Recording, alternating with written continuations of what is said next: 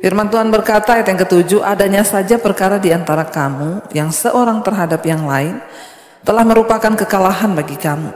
Mengapa kamu tidak lebih suka menderita ketidakadilan? Mengapa kamu tidak lebih suka dirugikan? Tetapi kamu sendiri melakukan ketidakadilan dan kamu sendiri mendatangkan kerugian. Dan hal itu kamu buat terhadap saudara-saudaramu.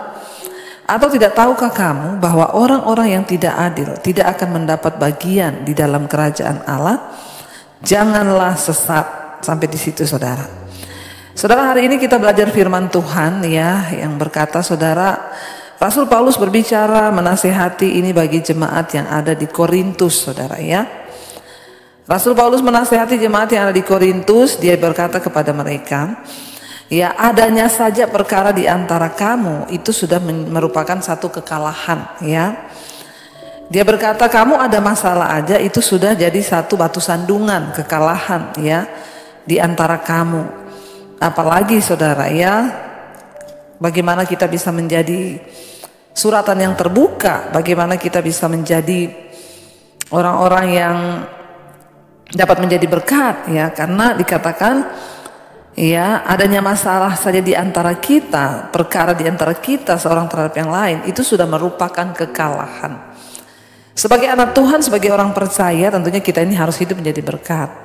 Kalau bisa jangan sampai ada perkara-perkara atau masalah-masalah yang dilihat orang yang menimbulkan ya siak dan menjadi batu sandungan bagi orang. Entah itu dalam rumah tangga kita, dalam pekerjaan kita jauhi saudara. Kalau bisa jangan ada perkara ya. Rasul Paulus menuliskan surat ini kepada orang-orang atau jemaat yang ada di Korintus, kepada orang Kristen yang ada di Korintus. Ya, mengapa saudara dia menulis surat ini? Karena pada waktu itu terjadi banyak perselisihan di kalangan jemaat. Ada perselisihan, ada permusuhan, ada pertentangan. Tentunya sebagai orang-orang percaya yang harusnya menjadi contoh dan teladan, kita tidak boleh ada perkara, ada perselisihan di antara kita. Ya, dan di sini Rasul Paulus bilang adanya saja perselisihan di antara kita, di antara kamu itu sudah menjadi sebuah kekalahan bagi kamu. Ya, jangan berselisih saudara. Kalau kita mengerti kebenaran firman Tuhan, ya kita mengerti bahwa semua Tuhan izinkan terjadi, maka jangan ada perselisihan. Rasul Paulus berkata di sana, mengapa kamu tidak lebih suka menderita ketidakadilan? Mengapa kamu tidak lebih suka dirugikan? Dalam hidup ini seringkali Tuhan akan izinkan kita dirugikan. Seringkali Tuhan akan izinkan kita menderita ketidakadilan. Kenapa Tuhan izinkan itu? Untuk membentuk iman dan hati kita. Makanya saya banyak mendapat orang datang dan berkata, Bu, ya suami saya itu nggak adil sama saya. Ya, mertua saya itu nggak adil sama saya. Orang tua saya itu tidak adil. Bahkan ada orang-orang yang datang kepada saya berkata, Tuhan kenapa nggak adil? Ya, Tuhan seringkali mengizinkan ada orang-orang yang berlaku tidak adil kepada kita. Kita sudah benar, kita sudah baik, tapi diperlakukan dengan tidak adil. Yang namanya diperlakukan tidak adil itu memang tidak enak. Tapi saudara, terima saja. Karena itu firman Tuhan, Rasul Paulus menasihatkan jemaat yang ada di Korintus, kenapa kamu tidak lebih suka dirugikan? Kenapa kamu tidak lebih suka menderita ketidakadilan? Sekalipun kita mengalami satu ketidakadilan, sekalipun kita dirugikan, ya dirugikan dalam perasaan, dirugikan dalam materi, dirugikan dalam apapun, terima saja saudara sebagai sebuah pembentukan. Ya, tetapi Rasul Paulus berkata, harusnya standar iman kita, standar karakter Kristus dalam kita itu, kita ini rela menderita ketidakadilan, kita rela menderita kerugian. Tapi justru jemaat di Korintus pada waktu itu Rasul Paulus bilang, tapi justru kamu sendirilah yang melakukan ketidakadilan, dan justru kamu sendirilah yang mendatangkan kerugian terhadap orang-orang lain, terhadap saudara-saudaramu. Ya, bagaimana kita bisa menjadi kesaksian, bagaimana kita bisa menjadi contoh, kalau justru hidup kita lah yang menjadi batu sandungan, kita lah yang merugikan orang, kita lah yang berbuat tidak adil. Saudara, mari kita introspeksi diri hari-hari ini.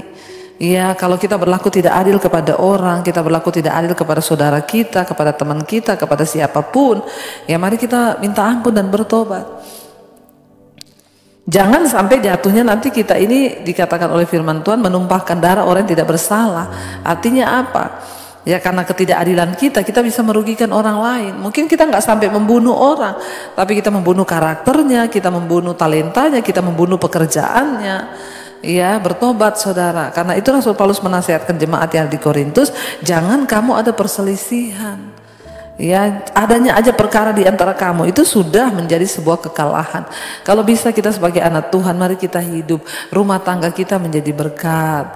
Ya, orang akan berkata itu loh rumah tangganya luar biasa, nggak pernah berantem, nggak pernah ribut-ribut, anak-anaknya manis, rumah tangganya itu luar biasa. Jangan sampai orang bilang, oh yang itu ya itu orang Kristen tapi tiap hari ribut, tiap hari berantem.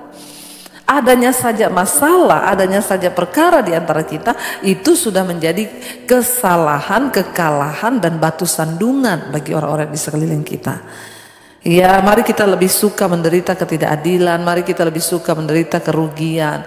Mungkin kita diperlakukan tidak adil, tidak benar, kita dirugikan. Belajar untuk menerima segala keadaan karena satu saat Tuhan itu tidak tidur. Tuhan itu tidak buta, Dia tahu semua yang terjadi di hidup kita, Dia tahu semua yang menimpa kita. Dan tangan Tuhan selalu bekerja bagi orang-orang yang merendah hati dan setia kepada Dia.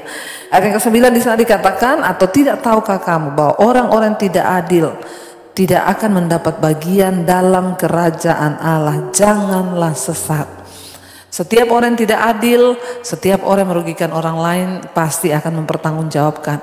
Ya, dan ayat ini dengan jelas berkata tidak mendapat bagian di dalam kerajaan Allah. Mari kita berdoa saudara supaya hidup ini sungguh-sungguh menjadi berkat. Ya, supaya hidup kita sungguh-sungguh membawa keadilan bagi orang lain. Kalau ada hal-hal yang tidak adil yang sudah kita lakukan terhadap orang, mari kita bertobat, minta ya anugerah Tuhan memampukan kita. Atau mungkin kalau hari ini saudara sedang diperlakukan tidak adil, saudara protes, kenapa Tuhan ya aku mengalami ketidakadilan, aku ini sudah baik, aku ini udah ngalah, aku ini udah benar, tapi apa yang aku terima? Saya mau bilang saudara, ya tetaplah percaya dan tetaplah berserah kepada Tuhan, sebab Dia Tuhan yang adil. Dia melihat segala keadaanmu. Sekalipun engkau diperlakukan tidak adil, tapi kalau engkau terus setia percaya, maka Dia Tuhan yang turut bekerja untuk mendatangkan kebaikan dalam hidup kita.